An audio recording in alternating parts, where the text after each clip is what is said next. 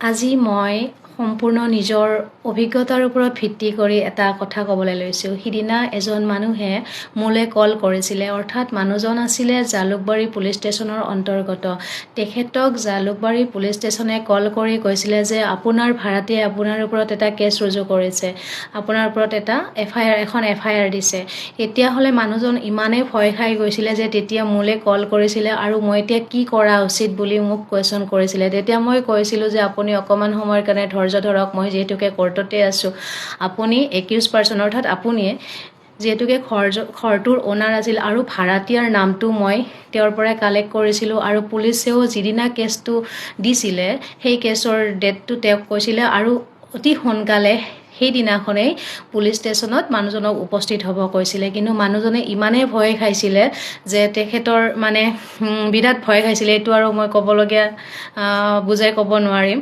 আৰু পিছে মানুহজনক মই অকণমান সময় থাকিবলৈ দি পেলাই মই চিফ জুডিচিয়েল মেজিষ্ট্ৰেট যিটো কোৰ্ট আছে তাৰে ওচৰতে যিটো আমাৰ PI অফিচ আছে, PI অফিচত গৈ সেই যিদিনা এফআইআৰ দিছে সেই এফআইআৰ দিয়া ডেটৰ পৰা সেই সময়লৈকে অৰ্থাৎ 4টা চাৰে 4টা সময়লৈকে জালুকবাৰী কেছৰ গোটেই লিষ্টটো চাইছিলোঁ। অৰ্থাৎ মানুহজনৰ নামটো একিউজ পাৰ্চন আৰু যিজন অপজিট পাৰ্টি আছিল তেখেতসকলৰ নামত কোনো ধৰণৰ তাত কেছ অহাই নাছিলে এই 4-5 দিনৰ ভিতৰত। সেয়ে মই মানুহজনক পুনৰ কল কৰিলোঁ আৰু ক'লোঁ যে আপোনাৰ নামত কোনো ধৰণৰ কেছ আমাৰ কোৰ্টলৈকে অহাই নাই এতিয়ালৈকে, বা অৰ্থাৎ কেছটো কোনো ধৰণৰ এফআইআৰখন ৰেজিষ্টাৰ্ড হোৱা নাই। আপুনি ইমান ভয় খাব নালাগে, আপুনি এতিয়া পুলিচে আপোনাক মাতিছে, আপুনি এই সময়ত আপুনি গৈ পুলিচক সহায় কৰক আৰু আপোনাৰ ক'বলগীয়া কথাখিনি কওক।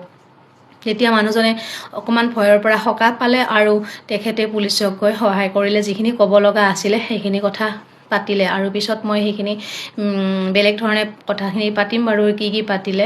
কিন্তু যদি কেতিয়াবা কোনো এজন মানুহক পুলিচে এনেকৈ ফোন কৰে যে আপোনাৰ নামত এজন ব্যক্তিয়ে কেছ কৰিছে, কিন্তু পুলিচে কোনো ধৰণৰ এফআইআৰত কি ছেকশ্যন লগাইছে, বেইলেবল হয় নে নন বেইলেবল হয়, এইবিলাক কোনো ধৰণৰ কথা তেওঁ প্ৰকাশ নকৰে আৰু তেখেতক মাতেহে যে আপুনি আমাৰ পুলিচ ষ্টেচনত ইমান সময়ৰ ভিতৰত আহি পাব লাগিব।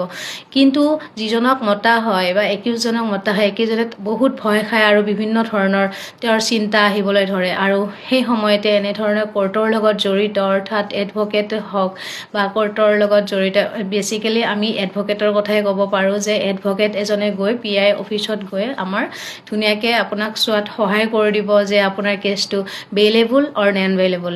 যদি বেইলেবল হয় তেতিয়াহ'লে আপুনি গৈ পুলিচৰ ওচৰত কথা পাতিব পাৰে আৰু যদি কেছটো নন বেইলেবল হয় তেতিয়াহ'লে আপুনি কিছুদিন পুলিচৰ পৰা আঁতৰি থাকি আপুনি এণ্টিচিপেটৰী বেইল বা প্ৰি এৰেষ্ট বেইলৰ কাৰণে এপ্লাই কৰিব লাগিব পাৰে। সেয়েহে অতি সাৱধানতাৰ প্ৰয়োজন আৰু মানুহজনে সাৱধানতাও অৱলম্বন কৰিছে আৰু সাৱধানতাৰ ফলত তেখেতক মই চাই দিছোঁ যে তেওঁৰ এফআইআৰখন ৰেজিষ্টাৰেই হোৱা নাই। সেয়েহে তেওঁ ইমান ভয় খাব লগা নাই। কেতিয়াবা ভয় খায়ো মানুহ এটাৰ বিভিন্ন ধৰণৰ বেমাৰৰ সৃষ্টি হৈ যাব পাৰে, কেতিয়াবা কিবা হাই BP হৈ যাব পাৰে, এনেকুৱা ধৰণৰ সৃষ্টি হ'ব পাৰে। সেইকাৰণে মানুহে পটকৈ ভয় খোৱাটো উচিত নহয়।